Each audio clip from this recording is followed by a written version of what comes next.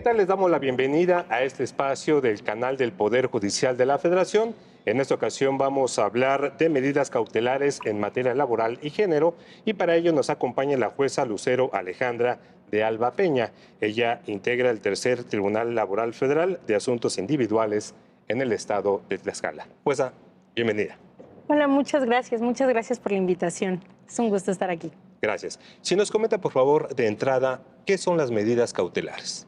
Claro, quiero enfatizar aquí la importancia de entender las medidas cautelares desde muchas aristas, no solo desde lo que establece la ley, sino entenderla desde la doctrina, desde la Constitución, desde la ley, y para eso establecer qué son, cómo son comprendidas, cuál es su origen, cuáles son sus características, sus efectos, sus requisitos, porque si pretendemos entrar a las medidas cautelares sin comprender toda esta gama, es muy complejo saber qué son las medidas cautelares. Entonces, pues dicho ello, voy a empezar con qué son las medidas cautelares. Para Héctor Fixamudio es esta herramienta que pueden utilizar las personas juzgadoras, ya sea de oficio o a petición de parte, para poder lograr tener a salvo la materia del juicio hasta que éste concluya, para evitar daños y perjuicios graves tanto a las partes como a la sociedad.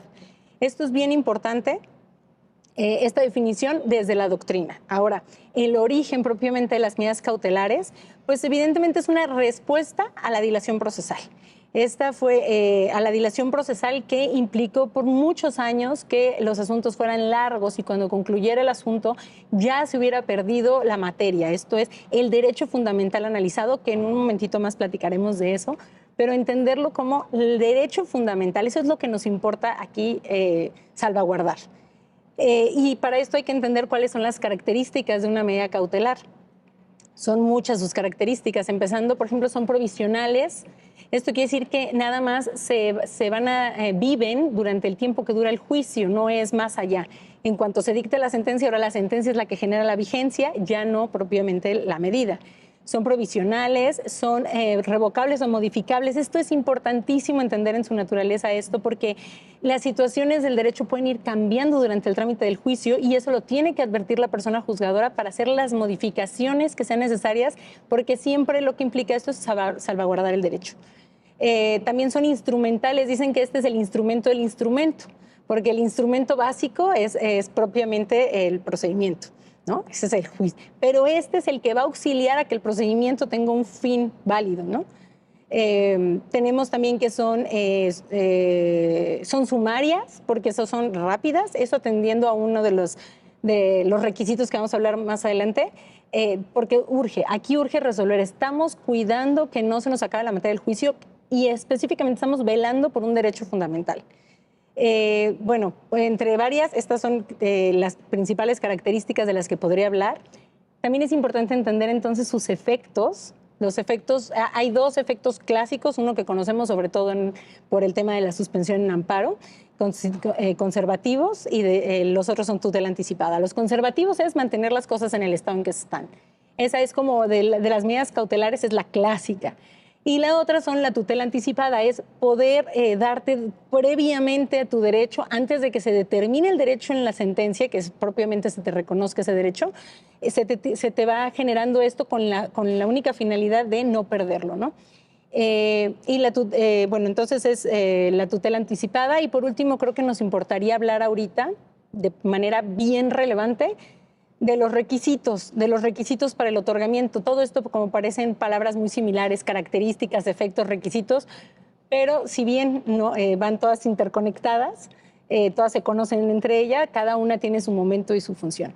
Ya los requisitos propiamente son para el momento de otorgar las medidas. Y aquí lo subrayo, es sobre todo en la materia laboral, en donde se ha estado trabajando de esta manera, entendiendo un primer requisito como básico, el peligro. Sin confundirnos con lo que entendemos con el peligro en suspensión en amparo. Este es un peligro que es es una amenaza a tu derecho fundamental.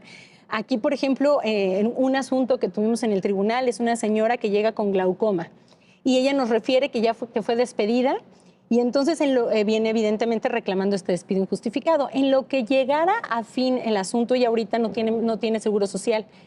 Entonces, lo que va a perder es la vista si no tiene seguridad social. Entonces hay un peligro, hay una amenaza de que pierda la vista si no se le otorga esta seguridad social. Podríamos hablar de esta primera etapa, primera fase, primer escalón solventado. Hablamos de un peligro. Después del peligro estaríamos hablando de la urgencia. Es ese daño, esa cuestión de peligro, esa amenaza se haga efectiva, ¿no? Ya es urgente porque si no, ya no llegamos al final del asunto. En este mismo asunto de la señora que comento que tenía glaucoma,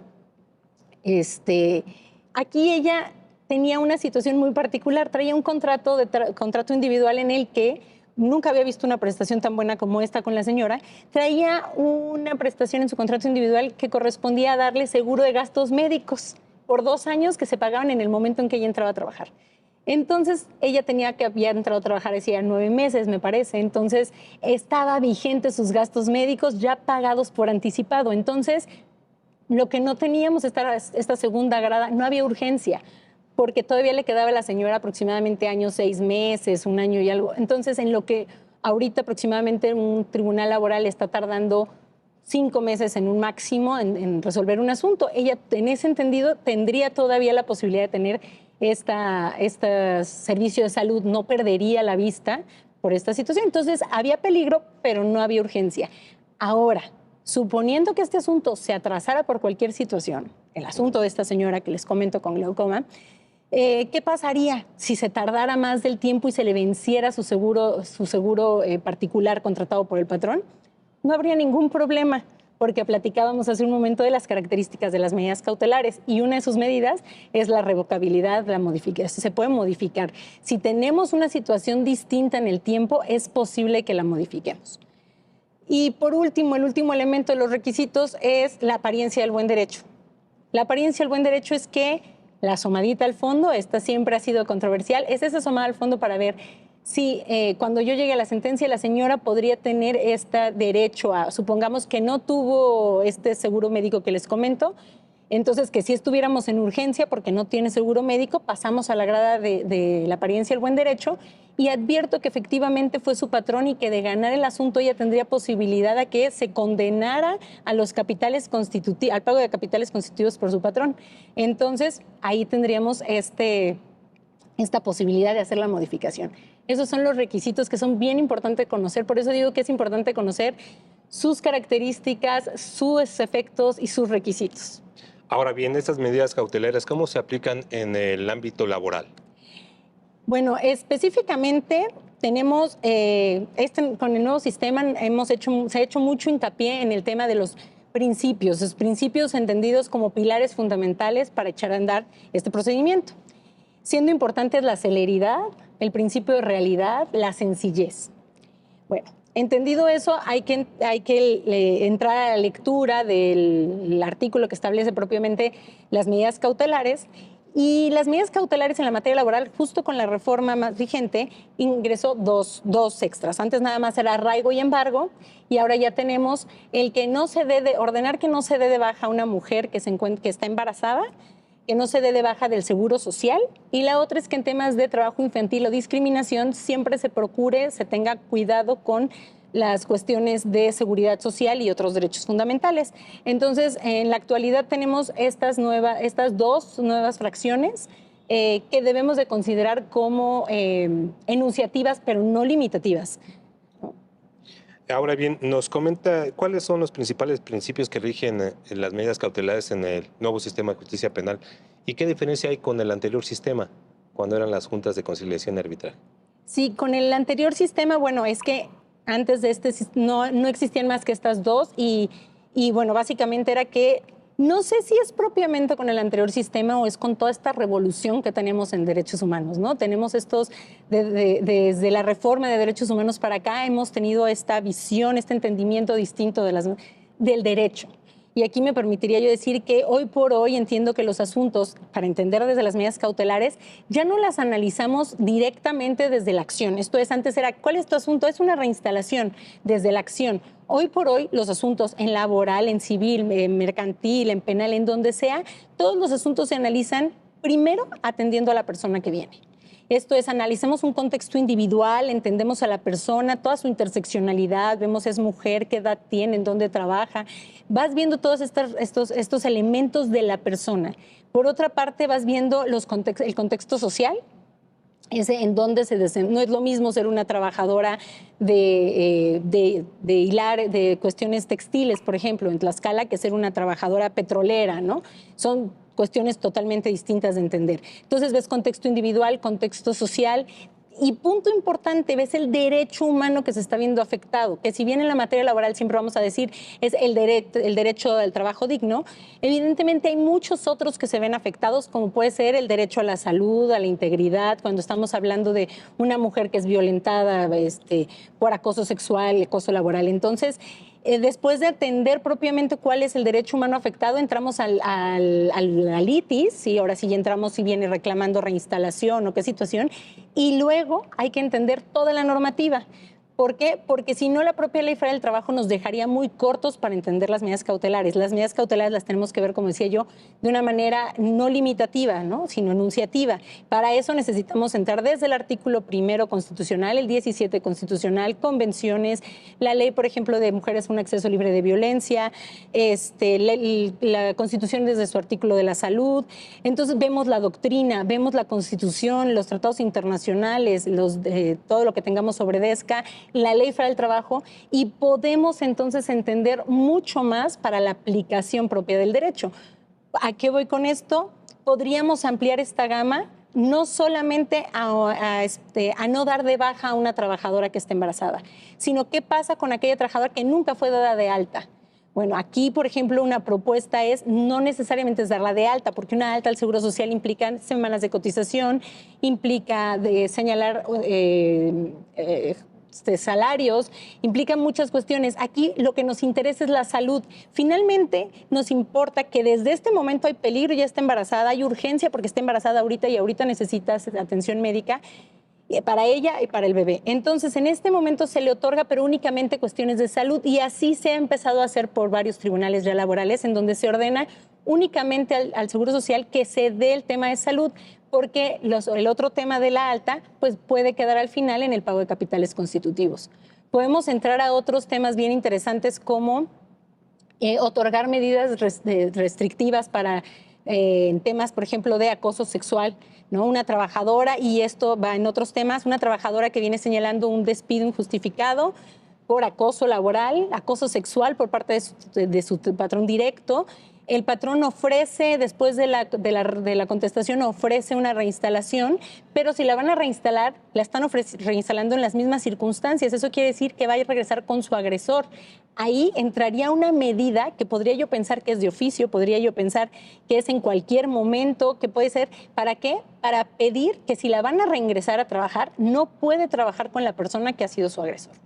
Entonces, estamos hablando de cuestiones entonces de la maternidad, que no nada más sea la omisión de dar de baja, sino incluso alta en cuanto a los temas médicos, únicamente a las prestaciones en especie, no a las prestaciones en dinero. En temas de mujeres para los temas de acoso y temas de salud, como platicábamos ahorita de la señora con glaucoma, pues todos esos temas de salud siempre es cuidar, porque una de las cuestiones más importantes de materia laboral es la seguridad social, ¿no? Entonces, no dejar a las personas sin esta herramienta. ¿Cuáles son los asuntos más relevantes que están llegando? Los más cotidianos que se están presentando en los tribunales laborales. Bueno, en términos generales, con medidas cautelares, creo que lo primero que nos está llegando son mujeres embarazadas, porque es como lo dice la Ley Federal del Trabajo, ¿no? La Ley Federal del Trabajo te está dando dos opciones, una para personas en cuestión de discriminación y para mujeres embarazadas. Y como que ha sido más fácil entender, quiero verlo así, y esos son los que más llegan. Sin embargo, estamos teniendo una gama amplia en la que lo que se necesita es pues ya tener estar más sensibles, ¿no? A todos los temas que pueden venir. Puede que no te lo hagan valer las partes, pero los tenemos que advertir nosotros, desde los secretarios instructores, como nosotros como jueces, ¿no? Las personas juzgadoras. En estos asuntos es importante aplicar entonces la perspectiva de género. Totalmente. ¿Cómo se hace?